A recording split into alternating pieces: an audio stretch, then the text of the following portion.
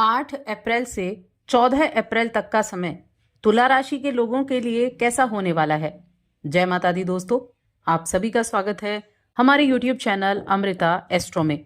और आज की इस वीडियो में मैं बात कर रही हूं अप्रैल माह के दूसरे सप्ताह के तुला राशि फल के बारे में।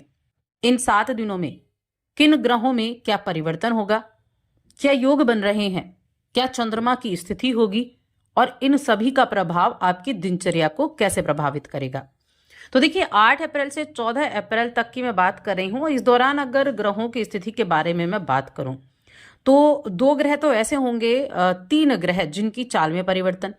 सबसे पहले तो जब सप्ताह की शुरुआत होगी तो बुध जो है मीन राशि में विराजमान है, पंचग्रह योग बना रहे हैं, तो वो मार्गी हो जाएंगे।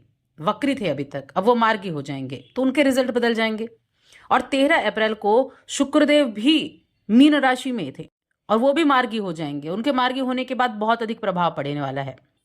और इस सप्ताह के अंतिम दिन यानी कि 14 अप्रैल के दिन सूर्य का राशि परिवर्तन होगा। सूर्य मीन राशि से निकलेंगे। जो राहु के साथ ग्रहण योग बना हुआ था, पितृ योग बना हुआ था, वो टूटेगा और यहां मेष राशि में उच्च के हो जाएंगे। अब मेष राशि में जब सूर्य उच्च के होंगे तो बड़े जबरदस्त परिवर्तन आपको देखने को मिलेंगे और ये जो पंचग्रह योग था ये भी खत्म हो जाएगा।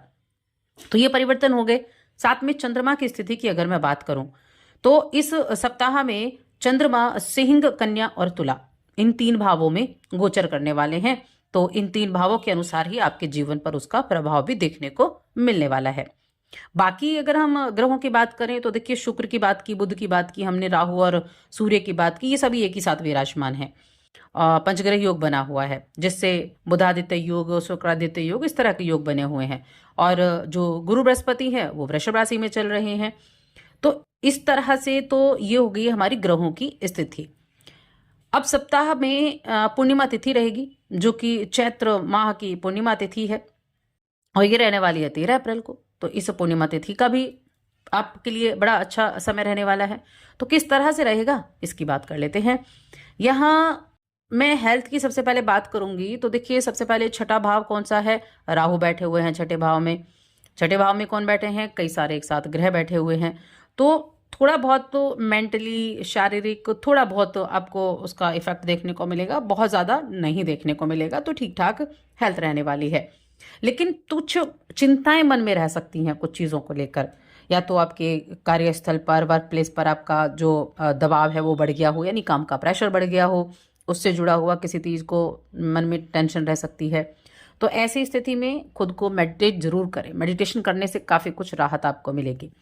खुद को संगठित रखते हुए आप हर एक चीज को बड़ी आसानी से कर सकते हैं। और कार्यस्थल पर देखिए काम का बोझ आपके ऊपर ज्यादा रहेगा और समय पर काम पूरा करने के लिए आपको मेहनत भी ज्यादा करनी पड़ेगी। जो बिजनेस कर रहे हैं ना, उनके लिए खर्चे का योग भी इस सप्ताह में बना हुआ है। आपको अपने खर्चों पर थोड़ा नियंत्रण जरूर रखना होगा। कई बार होता है हम चाहते हैं कि खर्चा ना हो लेकिन फिर भी हो जाता है। तो थोड़ा सा अगर आप हाथ को खींच कर चलेंगे तो निश्चित रूप से थोड़ा आप बैलेंस जरूर कर पाएंगे। और इस समय अवधि में कुछ छोटी मोटी गलतफहमियां हो सकती हैं घर परिवार वालों के बीच में, परिवार के लोगों के बीच में, या काम आप जो कर रहे हैं या परिवार के साथ किसी किसी तरह की गलतफहमी जरूर हो सकती है। लेकिन फिर भी मैं कहूंगी कि सप्ताह में देखिए आपके सोचे हुए कार्य मन मुताबिक तरीके से पूरे होते हुए नजर आ रहे हैं। संतान से जुड़ी हुई किसी समस्या को लेकर अगर आप जूझ रहे थे तो भी आपके लिए समाधान निकलने का योग बना हुआ है। और अगर किसी पैतृक संपत्ति से जुड़ा हुआ कोई विवाद चल रहा था तो परिवार का कोई वरिष्ठ सदस्य आपके उस विवाद को दूर करता हुआ दिखाई देगा। करियर हो गया, कारोबार हो गया, कहीं भी है आप, जहां भी आप प्रयास कर रहे हैं, जहां भी आप परिश्रम कर रहे हैं, तो उस परिश्रम का पूरा फल मिलने का योग जरूर बना हुआ है। व्यवसाय से जुड़े लोगों के लिए ये सप्ताह थोड़ा खर्चा तो देगा, लेकिन सप्ताह के अंत होते होते आपको लाभ भी देकर जाएगा। तो लाभ की स्थिति अभी बनने वाली है। एक चीज और है, देखिए आपकी राशि के स्वामी शुक्रदेव हैं, उच्च के हैं, वक्री थे, अब मार्गी हो जाएंगे इस सप्ताह में। तो अचानक से धन लाभ की भी उम्मीदें बनती हुई दिखाई दे रही हैं। अचानक से पैसा प्राप्त होने का योग भी बना हुआ है। तो चीजें जो है आपको मेंटली तौर पर भी खुश करने वाली होंगी पैसों के मामले में। इस दौरान आपके मन में कुछ नए काम को शुरू करने का भी रह सकता है कि कोई ना नया काम शुरू किया जाए। तो नए कारोबार भी, नया कोई स्टार्टअप भी आप शुरू करने के बारे में सोच सकते हैं, या फिर कोई ऐसा व्यक्ति जो बड़ा प्रभावी व्यक्ति हो, उससे किसी योजना से जुड़ सकते हैं, और वो योजनाओं से जुड़ने के लिए आपको काफ़ी खुशी भी होगी, तो वहाँ भी आप अपने एफर्ट दिखा सकते हैं। तो कहने का मतलब है, अगर आप थोड़े से भी प्रयास करते हैं तो अपनी चीज़ों में अच्छे रिजल्ट आप प्राप्त कर सकते हैं। सप्ताह के उत्तरार्ध में आपको कोई यात्रा करनी पड़ सकती है, लंबी दूरी की यात्रा, यानी ऐसा नहीं बस गए और आ गए, लंबी दूरी की यात्रा, जहां आपको कम से कम 400-500 किलोमीटर या उससे ज़्यादा की यात्रा करनी पड़े। यात्रा सुखद रहेगी, यात्रा लाभप्रद रहेगी, इसमें भी कोई दिक्कत नहीं है। अब रिश्तों की बात कर लेते हैं थोड़ी सी। प्रेम प्रस्ताव किसी के सामने रखना चाह रहे हैं तो ऐसा करने से इस सप्ताह में बात बन सकती है। पहले से चले आ रहे प्रेम संबंध और ज़्यादा अच्छे होंगे। वैवाहिक जीवन आपका बड़ा अच्छा होता हुआ दिखाई दे रहा है, और आपका अपना जो वक्त है ना, वो अपने अपनों के साथ, बच्चों के साथ गुजारने के लिए भी अच्छा है। आप कुछ खास करना चाहेंगे अपनी फैमिली के लिए, इसके लिए आपको कुछ भी क्यों ना करना पड़े, लेकिन आप करेंगे। आपके मन में जो बातें चल रही होंगी, उन बातों को आप फुलफिल करना चाहेंगे, अपने हर एक संबंध को बेहतर बनाने की कोशिश करते हुए दिखाई देंगे। तो ये चीज़ें भी रहने वाली हैं। देखिए, करियर में किसी चीज़ को भी लेकर टेंशन तो बिल्कुल भी ना लें, क्योंकि इच्छाएं ज़रूर पूरी होंगी, टेंशन ना लें बिल्कुल भी। आपका अपना करियर में बस अपनी महत्वाकांक्षाएं हैं, अपने लक्ष्य हैं, उन पर आपको ध्यान रखना है, और आपको क्षमता काम करने की पूरी पूरी मिलने वाली है, चाहे कितना भी प्रेशर काम का क्यों ना हो। स्टूडेंट्स को देखा जाए तो अनुसंधान के क्षेत्र में है, तो आगे कदम बढ़ाने की ज़रूरत होगी, और शुरू से ही आपको थोड़ी सी आपको मेहनत करनी पड़ सकती है।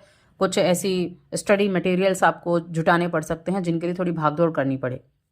अगर आप किसी तरह के रिसर्च के फील्ड से हैं, पीएचडी वगैरह कर रहे हैं, तो ऐसी चीज़ों के लिए, एमफिल वगैरह कर रहे हैं, या ऐसी तरह की चीज़ों के लिए थोड़ा आपको भागदौड़ करनी पड़ सकती है। लेकिन जल्दबाजी ना करें, जल्दबाजी में कुछ सामान ऐसा हो जाएगा कि बाद में आपको पछताना पड़ेगा, नहीं ये चीज़ तो रह गई है, इस चीज़ को तो हम भूल ही गए हैं। तो ऐसी स्थितियां ना बने, इसका ध्यान रखें। बाकी भाग्य भी थोड़ा बहुत आपका साथ देता हुआ दिखाई देगा। और देखिए, भाग्य जब साथ देता है ना, तो आप जब मेहनत करते हैं उससे ज़्यादा आपको लाभ प्राप्त होता है, क्योंकि एक तो आप मेहनत कर रहे हैं, दूसरा आपका भाग्य भी आपको सपोर्ट कर रहा है। तो ये स्थितियां रहेंगी। इस सप्ताह में पूर्णिमा तिथि भी है, और पूर्णिमा तिथि पर आप चंद्रमा को चंद्रमा के दोषों को दूर कर सकते हैं। माँ लक्ष्मी की आराधना करें, चंद्रदेव को अर्घ्य दें, चंद्रदेव के मंत्र का जप करें, तो उसके लिए भी अच्छा रहता है तुला राशि के जातकों के लिए। और उनके आपके लिए तो देखिए, वैसे भी चीज़ें जो हैं वो बड़ी अच्छी हैं, माँ लक्ष्मी की उपासना करना। तो पॉजिटिव इस महीने में काफ़ी कुछ है। चिंताओं को दूर करने के लिए, पैसे की व्यवस्था ठीक करने के लिए। नेगेटिव क्या है, किसी बाहरी व्यक्ति पर ज़्यादा विश्वास ना करें, फालतू की उलझनों में ना पड़ें, राजनीतिक चीज़ों से दूर रहें, पॉलिटिक्स से दूर रहें, इस चीज़ को ध्यान रखेंगे। और अगर आप भाग्यशाली रंग जानना चाहते हैं क्या रहेगा, तो गुलाबी रहेगा इस महीने आपके लिए।